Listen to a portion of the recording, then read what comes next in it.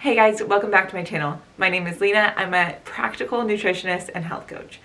Today I was planning on doing a full day of eating on a day working from home, and then tomorrow do it versus like a full day of eating on a day that I'm not working from home. But I woke up today and I was like, that doesn't feel right, you know, in my heart. Okay, dramatic, but kind of. Because I was like feeling really anxious, and this last couple of weeks I've been feeling really stressed, anxious, which is totally unlike me. Anxiety is not a feeling I've felt until maybe this last 6 months. So I'm grateful for that, but definitely coping with like what to do when I have no appetite, when I'm feeling like anxious and stressed, when I feel like I can constantly just be throwing up. And not that I do, I know myself and I don't throw up, which probably makes it easier for me to use practical nutrition and still eat. You know, I always get a lot of questions on what do I do if my appetite is low? What do I do if I'm just not hungry? I think the stress eating can go two different ways, right? For some people, stress and anxiety causes them to completely lose their appetite. I think that's a really common response.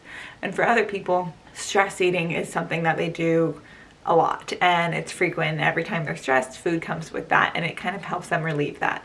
I will say this, I think there's two different versions of stress and anxiety, and even the same person can have a different response both times. I find that when I'm stressed in kind of like a good way, I could be leaning on food, right? If I'm stressed, just like there's a lot going on, it's really simple stress, like running from one place to the other, I'll still find myself eating because it's not a debilitating stress. However, when it's stress and anxiety mixed together, that's when I feel like I lose my appetite, could care less about what I eat. Dry foods feel really good. However, it's still really important to implement practical nutrition when you're in this space, because what happens is if you don't eat one day or you severely undereat one day, the next day, for me at least, my appetite is through the roof. And even if I spend the first half of my day not eating, later that evening, my appetite's through the roof. I know a perfect place for me to fall into a binge. That's how it used to be when my binge behavior was kind of like much higher, and I haven't been, you know, I didn't work on it at that time. That's exactly what led to that. So I'm not in a place where I want to just be like, oh yeah, I'm not hungry because I'm anxious. What if I'm anxious for 3 months? Like I'm not okay with those severe extremes. So I like to implement practical nutrition, even in the moments where I feel like I'm not really thinking about food. I could care less about food. So that's what we're talking about today.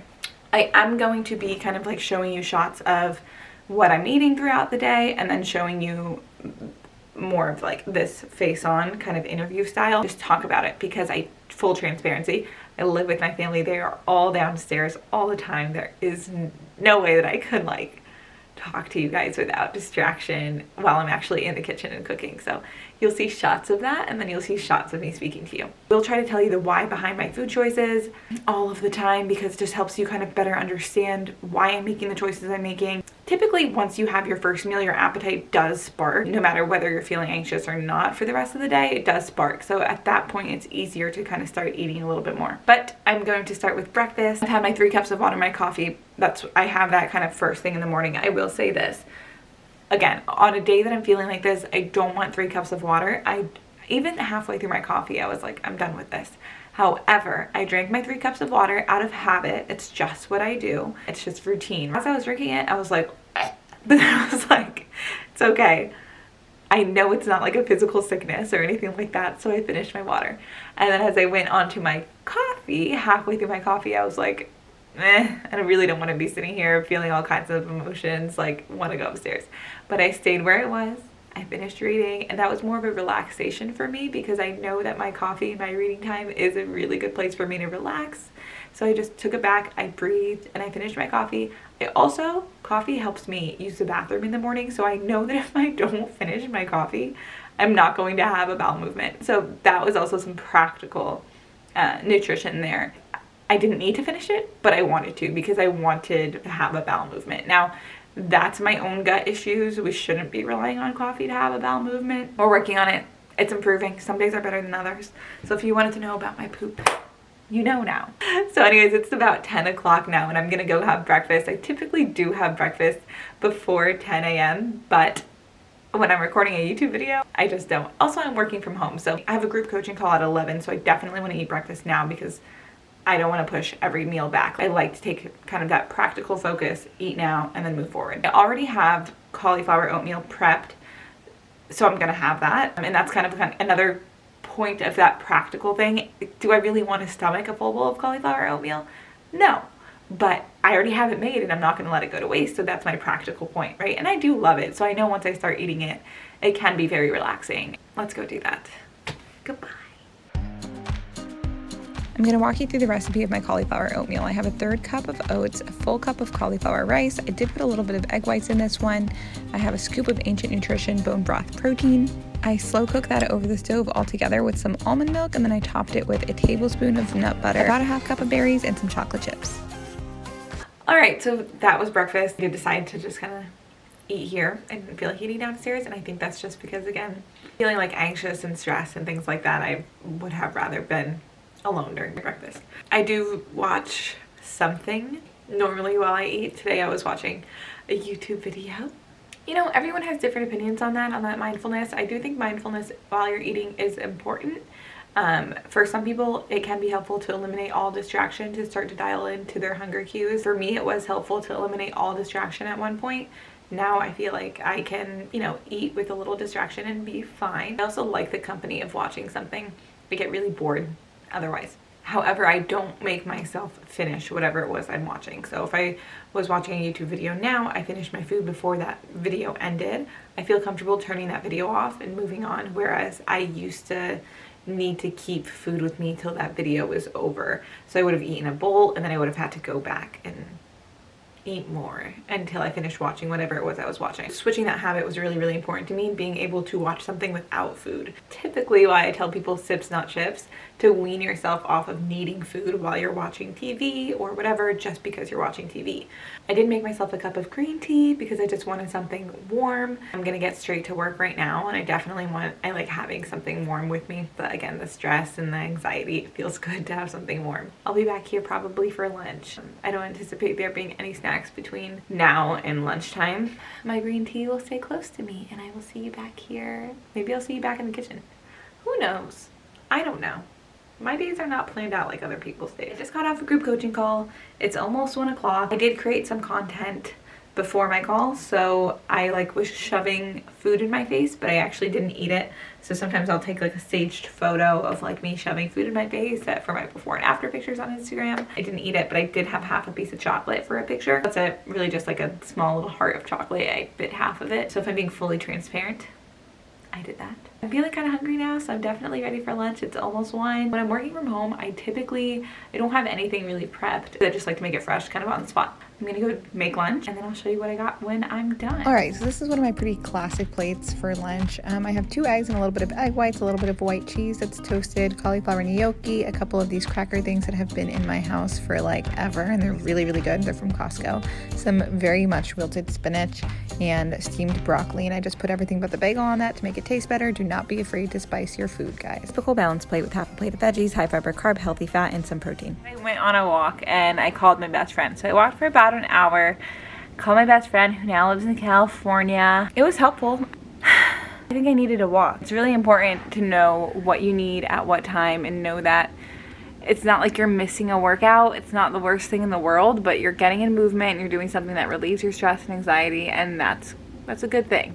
You know, I used to obsess over how much I moved and if I worked out 100,000 times a day, and Monday was always leg day, and if I didn't get in my leg day, I was setting myself back so far and all this different stuff, but that's just not the case. You know what your body needs when it needs it, right? And we just need to dial into it and be able to listen to it and understand that. So, almost 5:30, and I'll be honest, I'm not very hungry, and I think that is just, you know, I did have a pretty big lunch. Honestly, I take that back. Normally I would be hungry. Normally I have a really big appetite. Normally I would probably want a snack. I would probably either or be ready for dinner. Right now I really just, my appetite's low. I'm really not in the mood for food, which is so unlike me. And like I said, this is my first time really experiencing stress and anxiety the way I feel like I've been experiencing it the last couple of weeks. So I'm just moving around a lot because I'm just not comfortable. So I'm figuring it out. But yeah, on a normal day, and I do have normal days of eating up where you can see that I do have more snacks, and those are things that I share more on Instagram and TikTok more often. Today's just low, but I'm still taking that practical hunger, so I am still gonna eat dinner even though it's, you know, it's 5:30. I could wait till 7 until that appetite revs up, but I need to be up at 5 a.m. tomorrow. I like to eat a couple hours before I go to bed because that's what feels best to me. That's where my digestion is best. So I'm gonna try to be in bed by, I keep looking out the window. I'm gonna try to be in bed by, you know, 8 or 9. So I definitely want to eat now to give myself some time before bed. With the way that I feel, I could skip food, but I'm not gonna do that because, okay, again, that always has led to a binge for me. B, your body needs nutrients whether you want it or not. And C, I know my appetite is not low because because I ate more yesterday, right? Like sometimes when you eat more one day, you might have a lower appetite the next day. But I know for a fact that my low appetite today is coming from stress and anxiety, without a doubt. Stress and anxiety is not going to go away in one day, right? And if it did go away in one day, maybe today I would allow myself to have a lower hunger day and let it be. But this is something that it's going to continue to show up in my life. Most people's life, periodically throughout our lives are cyclical. They're not just like up forever, right? We have our moments where we're up and down. So I need to use practical nutrition in those moments and practical hunger in those moments because they're going to continue to show up. And it's the same thing with like emotional eating and stress eating. It's not once in a while. Those things, they happen. And for some people, we'll go through a period where that stress and that emotional eating habits, they happen every single day for weeks, right? So that's why we use practical nutrition, and we put things in place to help us not act on those emotional eating behaviors and find other ways to cope, because we know that it's not a once in a lifetime kind of thing. And that's the same thing with using practical nutrition to eat, even though I have a low appetite in a moment of stress and anxiety, because I know it's not a once in a lifetime kind of thing. I know this is going to happen, has been happening for the last couple of weeks, and might continue to go. Now, there are other ways for me to manage my stress and anxiety, absolutely, but I can't just not eat. This is also what I really love about building healthy habits and making it a habit, is it's just what I do. And I don't need to overthink it, and I don't need to question, should I eat? I'm not hungry, right? I just kind of know what my body needs. All that being said, I don't know what I'm gonna eat for dinner, but I'm sure there are leftovers of something in the fridge. So I'm gonna go put something together, guys. You are seeing me not being prepped, and I know that's a terrible example of what I normally preach, but this is real life, so. Alright, so this is my chickpea cookie dough. The recipe's on my blog and on Instagram. I did alter it a little bit, and I added cauliflower rice and blended that in to make it a little bit more dinner friendly. The chickpeas are pretty balanced in nature, so it's a great choice for dinner. This is your very normal traditional birthday cake. It's just a small piece, just felt like having a taste. There was only one left and I wanted it. Well, I was conveniently wrong about having leftovers in the fridge. I don't have any and I didn't feel like cooking. So I made chickpea cookie dough, which the recipe for that is on my blog and on Instagram. It's pretty basic recipe. It's super easy, but chickpeas are the main ingredient. So we're getting plenty of nutrients, fiber.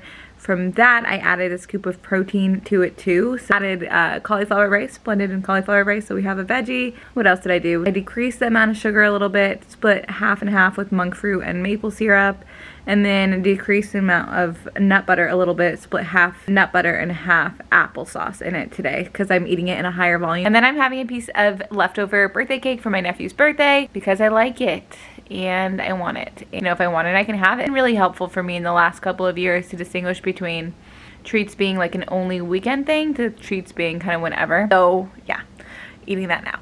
I finished both of those in like no time. So I suggest if you're actually hungry and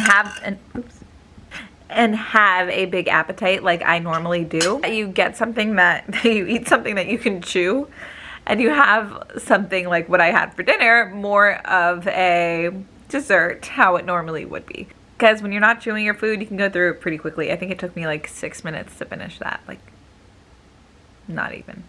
But yeah, I mean, that's my full day of eating. So this just gives you insight into a day where you might have low appetite. What do you do? And to some extent, you really don't change much. You still need to eat breakfast. You still need to eat lunch. You still need to eat dinner. Especially if you are learning your relationship with food and learning how to manage hunger and have something like a weight loss goal and you're trying to build these habits without dieting.